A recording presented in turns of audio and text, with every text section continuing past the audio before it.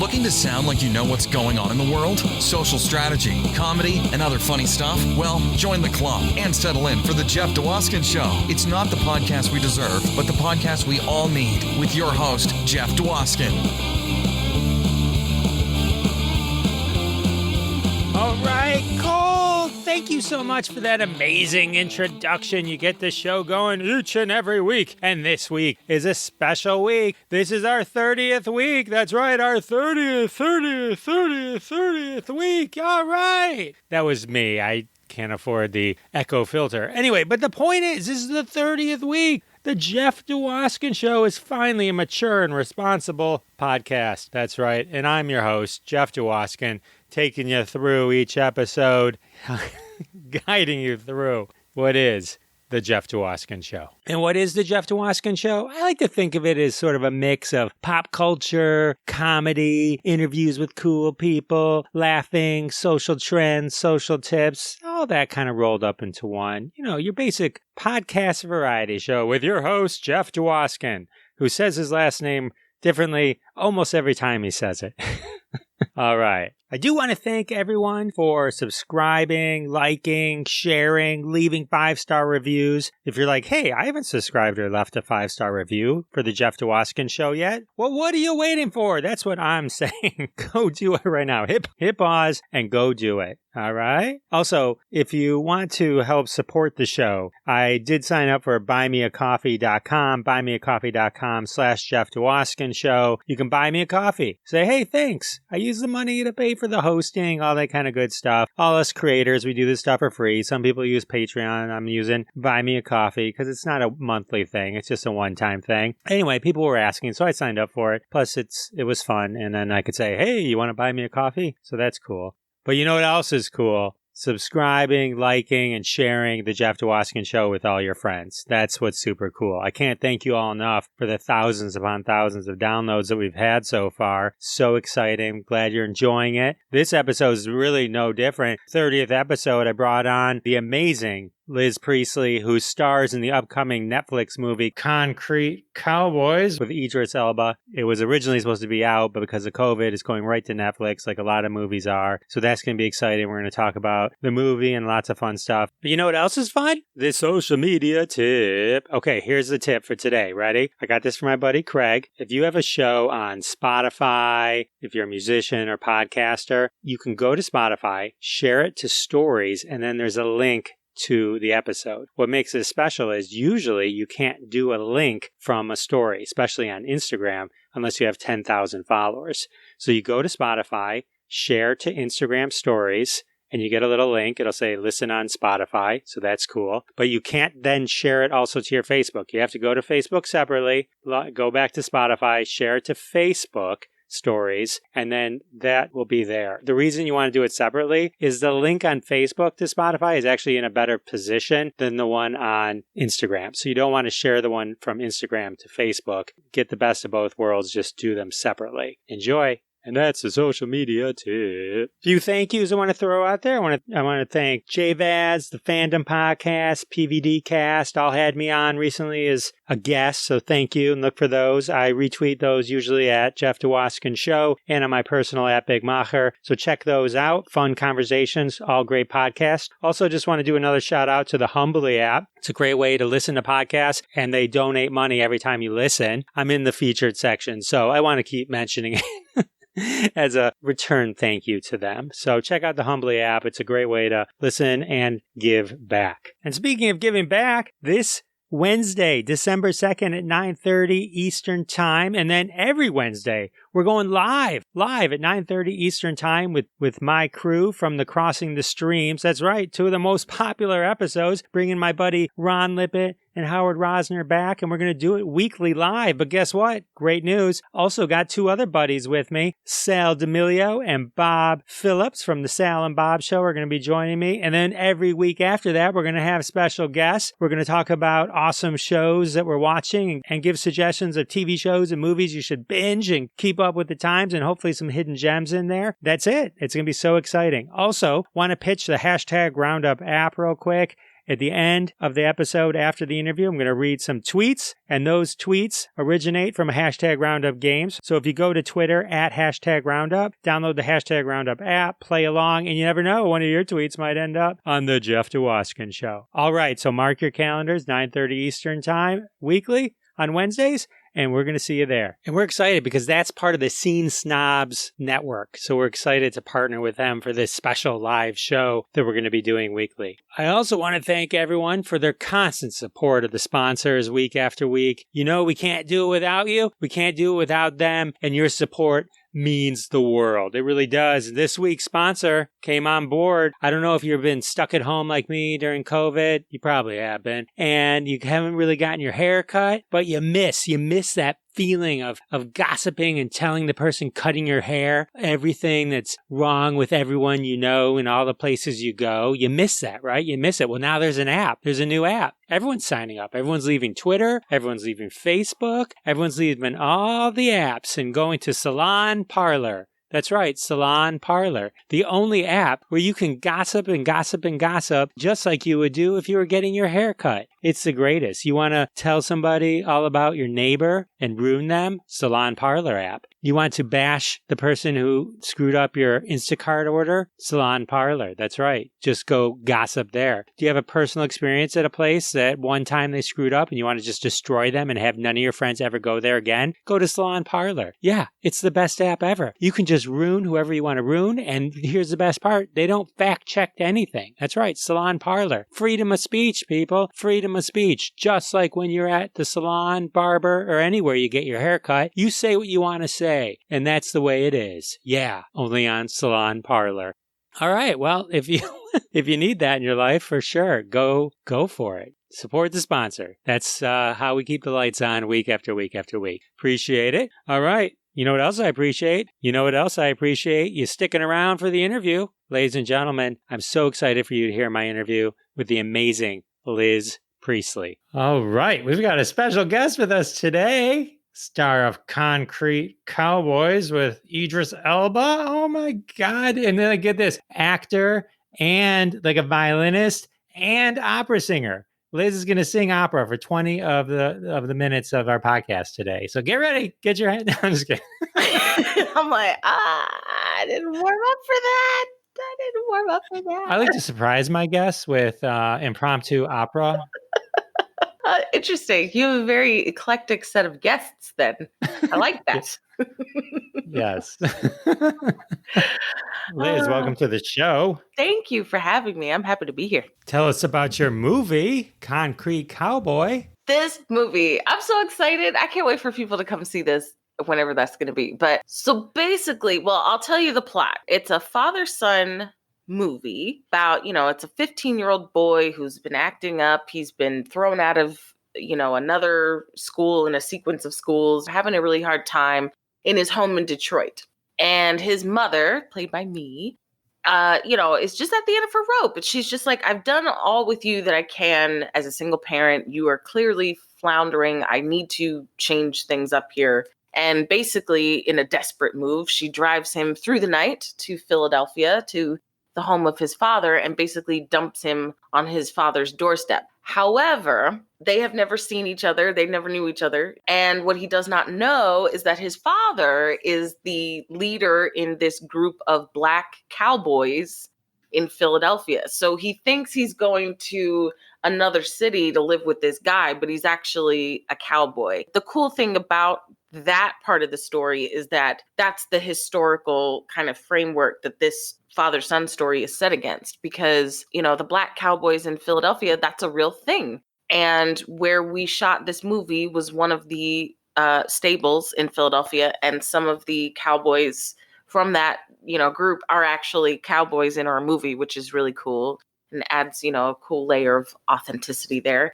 But it's, it's a true community that has been there since the Civil War, and it's a wonderful chance to tell their story because they've been kind of whitewashed out of history and people really don't know, including yours truly. I did not know that this was a real community, and I'm Philly born and raised. Like, I have been here my whole life, and I did not know this was a real community until I got cast in this film. So that's the story. That's the movie. but it's Idris Elba is playing, the father, Harper, and Caleb McLaughlin of Stranger Things fame is playing the son, Cole. And like I said, I'm playing the mom. And this is the cool part of that really is that I'm making my film debut with this. So it's kind of a big deal, kind of. That is a really big deal. That is a really big. Tell me more about this community, the cowboy community. I want to hear it. Let's unwhitewash it. It's stunning. When I finally did start kind of doing a deep dive into it and really trying to research more about it, it was stunning. But I'll take it all the way back. So the term cowboy, it's a slave term, which is something people don't know. So for example, if you worked in the house, you were a houseboy. If you worked in the stable, you were a stable boy. And if you worked with the cows, you were a cowboy. And at one point in history, almost all cowboys were Black. That was for, about 50, 70-ish years. Hollywood then kind of took that narrative and changed it totally. You think of cowboys, you think of John Wayne, you think of Clint Eastwood, you think of those kind of big names. But like I said to someone the other day, I said, can you think of a Black cowboy in a movie? And he said, the guy from Blazing Saddles and maybe Django. And I was like, yeah, exactly. That's it. You know what I mean? Which is stunning when you think about at one point we were it. But in major cities across the US, not just Philadelphia, these groups have existed. And basically they're there to keep kids off the streets. They're there to give them a place to go to learn, these really great skills of learning to care for animals. And you really do have to go through the whole process. You get there, and the first thing you do is, you have to shovel poop. You gotta start from the bottom before you ever get on the horse. It's just a really great community, but they're losing, funding. They've got stables closing down left and right. And again, people just don't know that they exist. And it's sad. Our director, Ricky Staub, he's not a native Philadelphian, but he was here for almost a decade. His story was he was in a cab one day and saw a guy riding by on a horse and was like, stop the cab. What is that? And followed him to the stable, started talking to the guys and started getting their story. So he always had a passion for bringing this story to the screen. He has the same agent as Idris.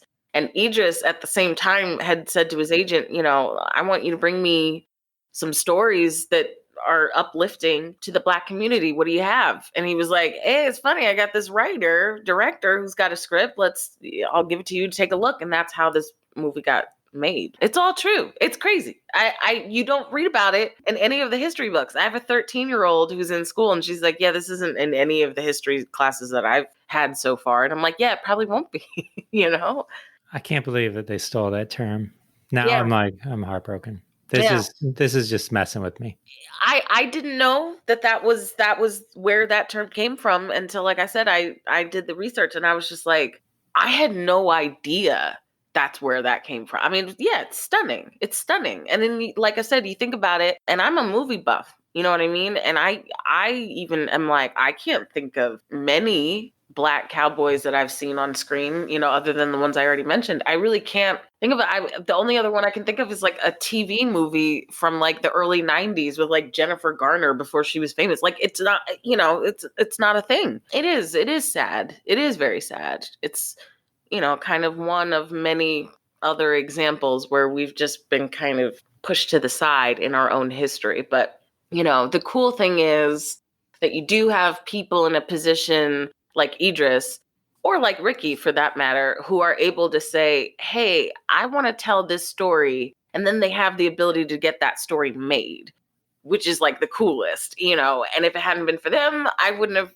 made my film debut. It's all a wonderful thing that came about. And I really hope that when people see it, I hope that people go, wait a minute, is there one of those in my city? Wait a second. They have that in Philly. Do they have that where I'm at? And because I know Dallas, Chicago, Philadelphia. I know some places in California. There are a lot of places. I think more and more of these stories that no one talked about are starting to come out. Hidden Figures, I think was. Yeah. Hidden Figures is a wonderful movie. Yeah. We've always sort of been behind the scenes. in a way, not really behind the scenes at all, but it's like, it's funny. It's like you said, the stories are starting to come out. Yeah, I hope they keep doing that. I really do. So do I. They're great stories too. Yeah, The truth is always better than the version of history that someone made up for their own benefit. I agree. And this particular story is, I mean, I'm biased because I was in it, but I do think it's told so well. And again, setting it with that father-son story lends, an emotional core to it as well. But one of the actual Cowboys, so we shot at Fletcher Street Stables in North Philadelphia.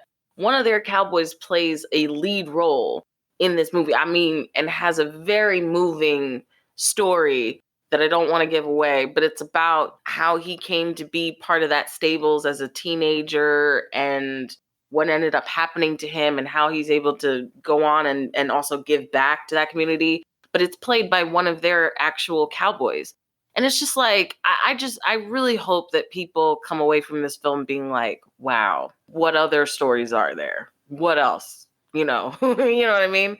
Because there's probably a ton more that we haven't heard yet. I can't wait. Yeah, Okay, me too. so let me ask you that. You said I don't live in Detroit, but I'm just outside of Detroit. So were you in Detroit filming or anything? No, we had a place in Philly that we doubled for Detroit. And it's funny because I've been to Detroit. Years back, I did a national tour of a musical and we did a stop in Detroit. We did a stop in Detroit and Flint. It was interesting. I think our double is pretty good. You won't see the skyline. You don't see the skyline. That's the one thing I was like, well, it's missing that Detroit skyline. But other than that, I think it's a pretty good double. I can't get behind fake Detroit, Liz. Yeah, it's, You're bringing a real story to life and you're using fake Detroit. I know. I'm like, come on. I don't know if we had it in the budget. I don't know what the budget was. I just know it was low, but I don't know. But I did laugh because, when I got the script and I read that, those were my first two questions was, do I need to get on a horse? And are we shooting in Detroit? Those were my first two questions. And they said yes and no. And I was like, I was hoping it was going to be the other way around, but okay, so yeah.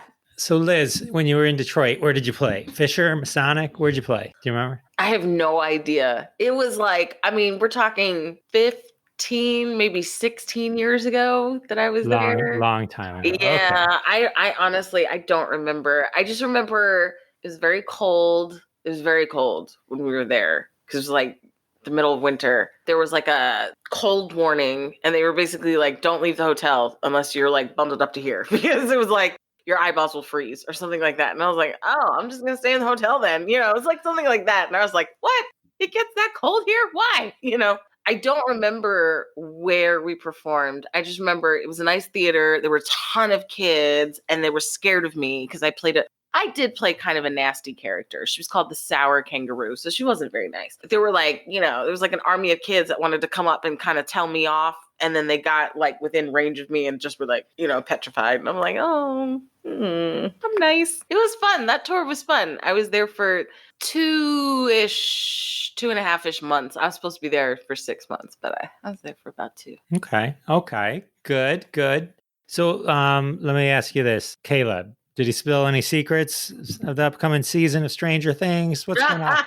What did he go like Hooper or Hopper? I know. I was like, you have to tell me. And he kept laughing at me. I was like, come on, man. Because at that point, there was no teaser released.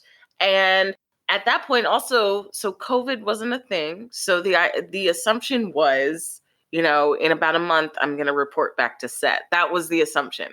So I kept begging him. I was like, you have to tell me. You have to tell me. And he'd be like, and then he just started laughing because he thought it was funny. So he was very good at being zipped about that. And then, of course, so we shot August 2019. And then, of course, September, October, the November, December was when we kind of were going, what's going on with this pandemic thing in China? Like, it was like, what? And then, by December, January, it was just like, oh, no, there's not going to be a Stranger Things for a little while. I know he just recently went back, and I've tried to keep in touch with him. I have his number, but he doesn't respond. Whenever I try to text him, like I saw him on Lip Sync Battle. He was dancing and he like ripped his shirt off. And I was like, oh, it's your mother. Put your shirt back on right this instant. But he didn't respond. Maybe he thinks you're too motherly, and that's why. I know. I think he was like, "Okay, lady, we're done the movie." So I was like, "Oh no, I thought it was funny." Okay.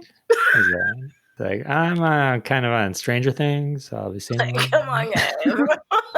No, that's my daughter and I were talking recently. Like, she's like, "Well, mom, like, what shows do you want to do? Like, if they open up productions and stuff." And I was like, honestly, even if they open up everything, Stranger Things is the show I want to be on. Like, I am obsessed with that show, and I didn't watch an episode until I got cast in this movie. I was like, I should probably watch it, so I could see what he's doing, But I'm obsessed with it, and I'm like, that would be a dream come true right there. You would be amazing in the Upside Down. I think so. I could be like a vine creature type of thing. I think, I don't know. I don't know who I could be on that show because unfortunately, and rather fortunately, really, it's so perfectly cast already. I'm just like, I want to play, I don't know, Caleb's aunt or something who gets caught in the Upside Down. I don't know. But no, it's such a great show. And, he does a great job, but I'm excited for people to see. We bonded, he and I and the director, Ricky. The three of us kind of bonded because we were all somewhat in the same boat in that, Caleb's been on Stranger Things, but he's never been the lead in a movie. So he was really excited for people to be like, I can't wait for people to see what I can do.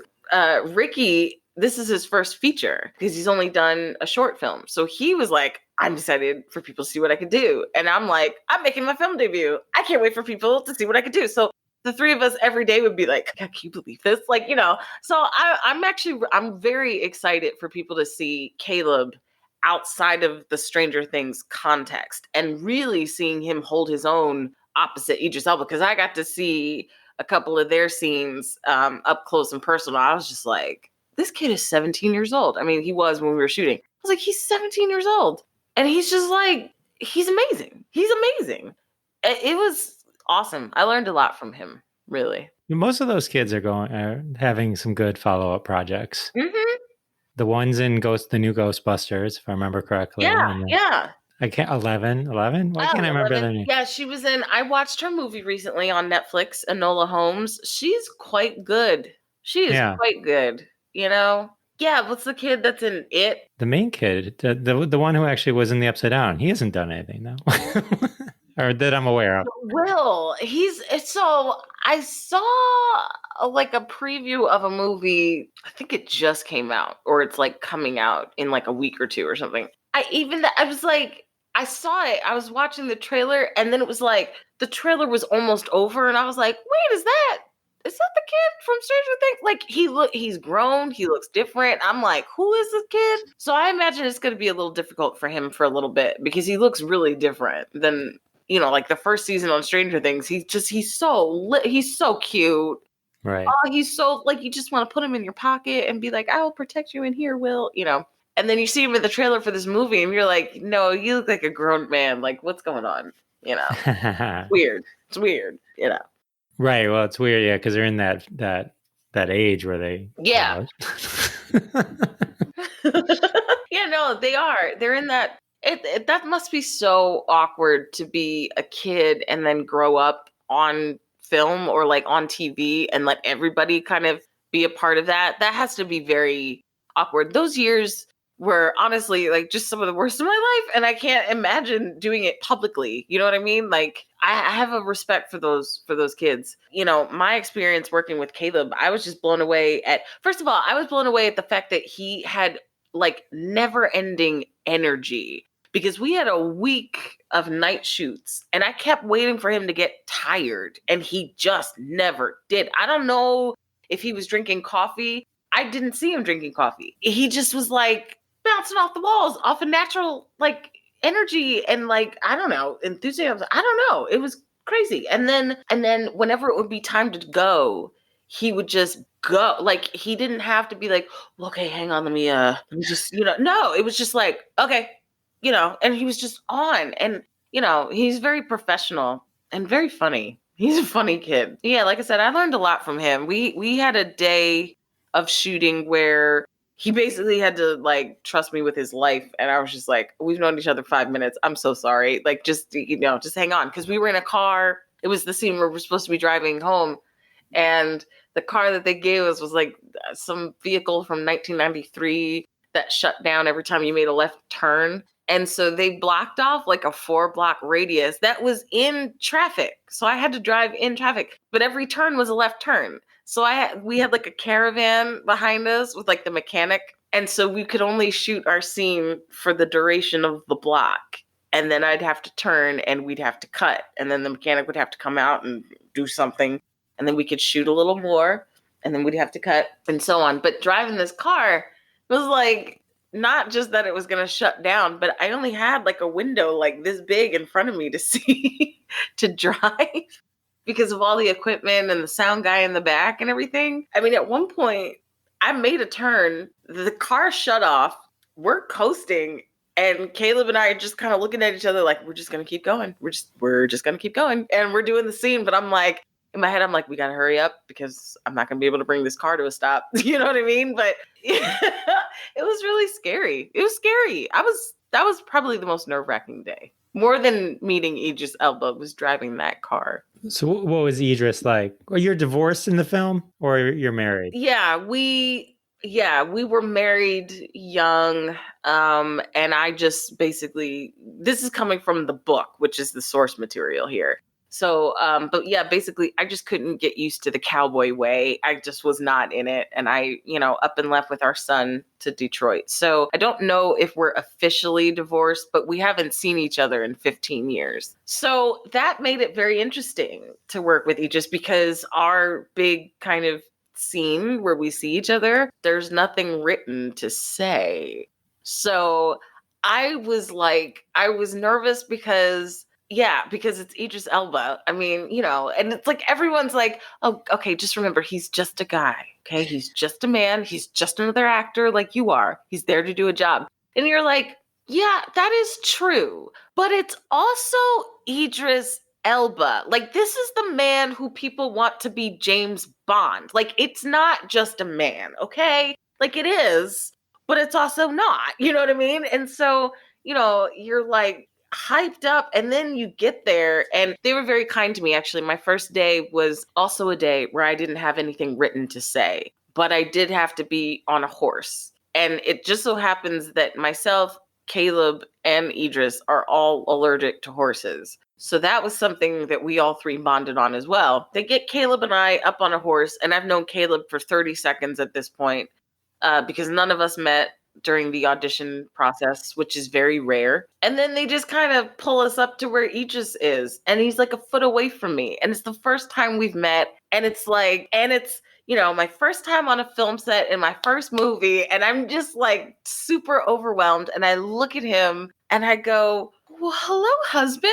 And he goes, well, hello, wife. And I just was like, I'm going to fall off this horse. Like, it was the most surreal thing I've ever had happen in my whole life. I was like, Idris Elba just called me his wife. And I could die happy. And like, I was like, it was surreal. He's very sweet though. Yeah, he hung out with the Cowboys like around their campfire between takes and after he rapped and stuff. Like, he just would sit there. Method Man is also in this movie. And so he and Method Man would be sitting there just like freestyling raps to each other in front of all the other, like at a certain point, you just have to look around and be like, what is my life? Like, how did I get here? Yeah, he was really nice. He said to me, he was like, what have you been in? What would I know you from? And I was like, oh, nothing. This is my first thing. And he's like, oh, I get to be in your film debut. And I was just like, It says a lot about him that would be the first thing he actually would think. Mm-hmm. To actually put himself in your shoes like that and to react like that shows how unselfish he must actually be in real life. Like, you can't get any better. And then you say that and you're just like, No, he was so sweet. He was really nice. He was just recently married, so I got to meet his wife as well. She's so sweet. And they had like really nice things to say about Philly. And it was also surreal. It's like the scene that we were shooting where we do reunite, like just off camera, there's like 50, 60 something women, there's like a crowd of just women just off camera. And they're all Philadelphia residents just trying to get a glimpse at Idris. And I was watching him, like watching how he handled it. And I just was like, how do you even block that out? Because between every take, Idris, I love you. And he's just like, I love you too. It's crazy. And then whenever we had to reset the camera and I'd have to go back to my starting place, which was not near him, I had to walk a little ways. When I would be walking, you just hear all these women being like, and who is that? I don't recognize her anywhere. Why's she in this movie? Why she get to touch him? I don't like her. And I'm just like walking like, oh. So that was awkward too, because I was just like, they don't know me. Yep, they don't know me at all, you know? And you're like, I am supposed to be here. That is so funny. They'd be like leaning out of the windows of their houses, and you could just hear them. Like one would be calling from the top window down to whoever was sitting on the front stoop. She'd be like, girl, who that is? I don't recognize her. You know her. And I'd just be walking by like, so fun. You could have just made someone up. I know, it's just like, I mean, it was really funny hearing them like trying to figure it out. Like they really were like, who is that? You know? And I wanted to just be like, no, I'm nobody. Like you would not know me. You know, this is my first thing, but they're going like, is that Carrie? That ain't look like Carrie Washington. Who that is? And I'm like, no, I'm not Carrie. You know what I mean? Is that you don't think they were like, is that girl from Faithful? Yeah, right. Faithful was really fun, but that was a student film, a college student film that I did because I was like, I need a film credit. Like I need to get something on here. But I think it was only shown at that college, so I don't know how many people saw it. You never know. I never know. And I had fun in that movie, so I hope people do get to see it. It's a short film, I should say that. It's like 10 minutes. It's such a small world. Like sometimes it's stunning how small the world is. And you'll just be like, perfect example, I show up on the set for this movie and they're like, oh, come with us. We're going to get your microphone on. I said, okay. They're putting the microphone on and I see this guy go past. And I was like, what are you doing here? Turns out I also teach acting classes on the side. The guy that I teach acting classes for was called in to be Idris Elba's dialect coach on the film. And we had no idea that each of us was involved. And he just walked by. I was like, Nakia. And he was like, Liz, like, what are you doing? It was so funny. And I was so happy to see like a friendly face on the set. I was like, oh, somebody I know. But I was just like, what are you doing here? Of everyone in Philadelphia, they asked you to be his dialect coach. And he was like, yeah. I was like, that's pretty cool. Yeah. I was like, that's wild. But yeah, it was awesome. All right. Teach me to act real quick, if you don't mind. Okay. Just remember how you used to play pretend? Do that. Okay. That's it. End scene. Let me ask you a question. Because I don't know if the timing would have been right when you were with Idris, but when you were on set of Concrete Cowboys, were you able at any point to make fun of him for being McCavity in Cats? I didn't know about Cats until after we wrapped, but then I went to see it. Yeah. If you notice, Idris didn't do any publicity for that movie, which I think says everything that we need to say about that. Yeah, listen, I admire everybody in that movie for taking a chance because, boy, that was a chance. Yes. Well, you know what? When I heard they were making the movie Cats, my first reaction was, and look, just quick background, been in New York and I've gone to Broadway plays, so I'm a big play fan. So it's not like one of those people that, oh, I don't like plays. Right. I've seen many, many, many, many plays. Right. I've always thought Cats. This is what Cats does. Cats has an amazing first song or two. And then it's about 45 minutes before there's another good song, right? So it's like, I was actually on a cruise and they had Cats on the cruise, like full on Cats, production. And even for free, I couldn't sit through it again. Yeah, no, It's the worst play in the world. I don't know why they thought it would make a good movie. I don't understand why it's even a musical. And if you've seen the filmed musical from like the 80s, even that was like, no, this doesn't work. Adults jumping around in fur-lined leotards. This doesn't work. I don't know what the idea was or who was on the acid trip, but it doesn't work. And then this movie takes it to another. Did you see the movie? I saw as much of it as I could stand. Okay. 10 minutes. I saw it, and I did, because many articles recommended it, I did go see it intoxicated, which I do feel is the only appropriate way to see it. But I did see it. I did sit through it. I thought that I was like imagining the cat eating the roaches and mice with human faces. I was like, okay, maybe I imagine this. Maybe I'm too intoxicated, because I don't feel that this is something they would put in a movie for real. And then I had to go back and read it. No, that was in there for real.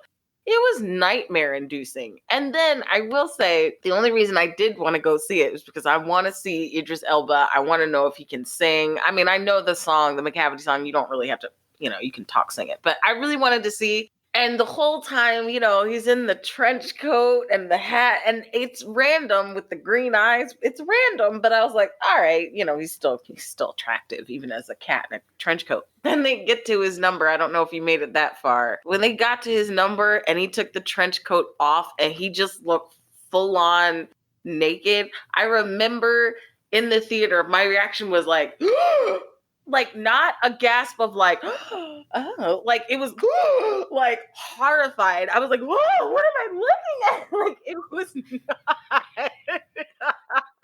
Oh no. I was really embarrassed and upset, and just very upset. So yeah, I don't know what the decision behind that was. But fortunately, that was not a topic of conversation on Concrete Cowboy, because I don't think that was. He must have filmed it by then, but he didn't say anything about it to me. Yeah, if it came out in 2019, he must have filmed it. He must have filmed it. He just, he didn't say anything about it. We tease the ones we love. He's got so much good stuff. It's ridiculous. We love you, Idris, and it's okay. You're still attractive in a trench coat. I mean, look, I don't know if that was the effect they were going for with that fur that was like skin. I mean, it was perfectly skin tone. It just was like, it was shocking. I don't know what. Well, he was on The Wire, one of the greatest shows ever. So if he wants to do cats, he can do cats. He can do cats. He's Luther. He can do cats. It's all exactly. Good. Yeah. We'll forgive him for that. I did tease him a little bit for being a rapper. I think he thought I was teasing him. I wasn't, but because he had come out with a rap song. He does a verse on a song that came out in the UK, but I was listening to it all summer. I was like, this is catchy. And, I talked to him about it. He was like, I'm not really a rapper. I was like, yeah, you are. And then I rapped his verse to him, so he laughed at me. He was like, I was like, no, you do it better than I do, Idris. It's okay. But I was like, you better own that. You're a rapper. He was like, That's so cool. Yeah, he's a cool guy. He was fun. He's a lot of fun. He's like exactly as nice as you think and would want him to be. You're just like, oh my goodness, you're perfect. Come on, man. Come on. He is, and he would make a great James Bond.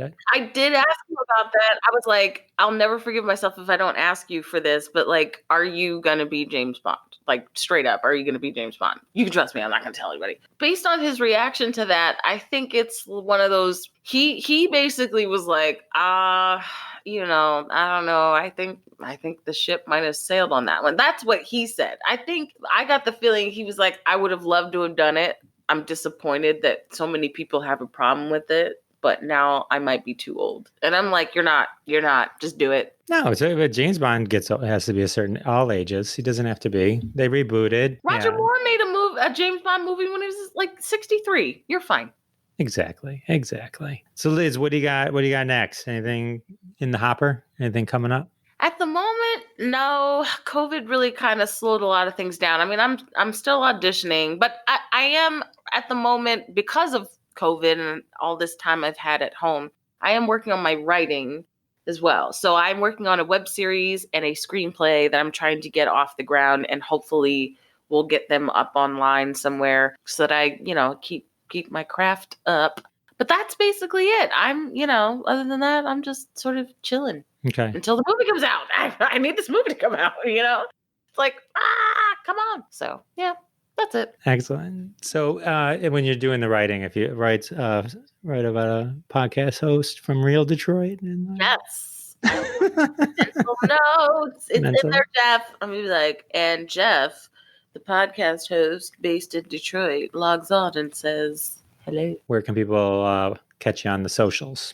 You can find me on Facebook under Liz Priestley, or you can find me on imdb.com under Liz Priestley, because those are the two places that if anything's going on, that's where they'll be. Okay, now the women that you imitated earlier who didn't know who you were, flash forward, the movie's out, you're famous. Close out the show imitating them, now knowing who you are. Girl, I seen you up on that screen, girl.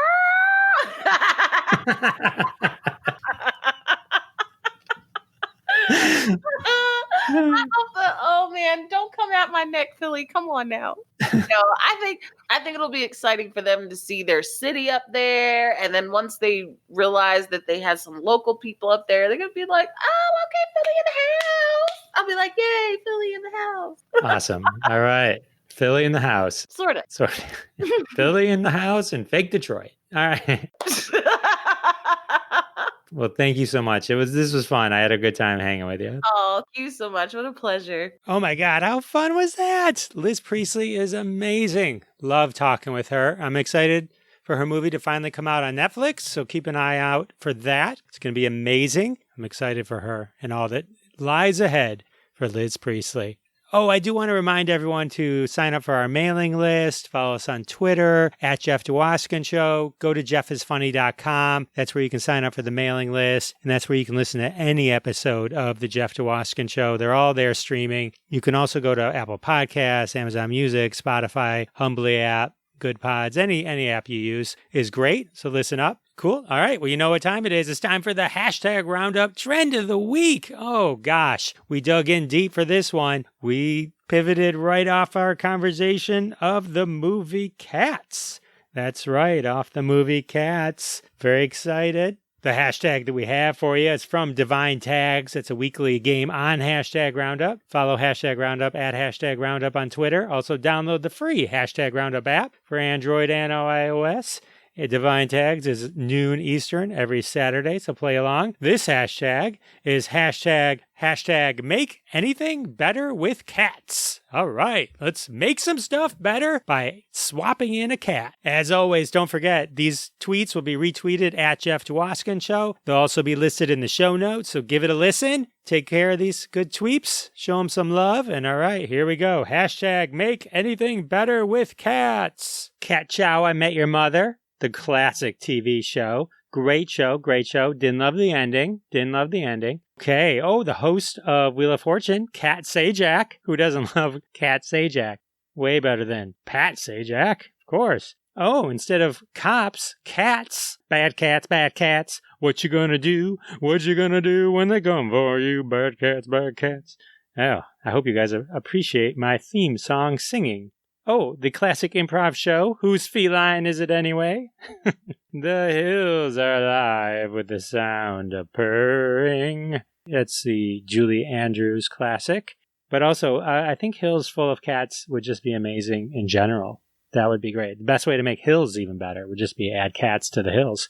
Oh, instead of Purr Your Enthusiasm. That's a good one. Oh, here, the Queen classic. Cat bottom girls, you make the rockin' world go round.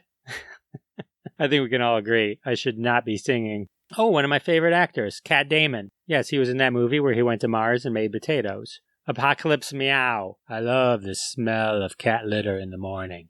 Oh, Egypt, taking us to Egypt with the Great Pyramids. Yeah. The classic Garfield of Dreams. If you build it, they will purr. And of course, Cat Trek. Everything's better in space with cats. And of course, let's wrap it up with the Leonardo DiCaprio classic, Cat Me If You Can, where he played a conniving cat being hunted by Tom Hanks. All right. Well, that definitely is a way to hashtag make anything better with cats on the hashtag Roundup. grab the app, play along, and you can be on a future episode of The Jeff Dwoskin Show. Well, that brings us to the end of episode 30. Can't believe it's over already. 30 episodes. So many great memories. I can't thank you all enough for joining me along the way. I look forward to all the future ones. Don't forget to follow me, subscribe, like, join my mailing list at jeffisfunny.com. Let's keep doing it. See you next week. Thanks so much for listening to this episode of The Jeff Dwoskin Show with your host, Jeff Dwoskin. Now go repeat everything you heard and sound like a genius. Catch us online at thejeffdwoskinshow.com or follow us on Twitter at Jeff Dwoskin Show. And we'll see you next time.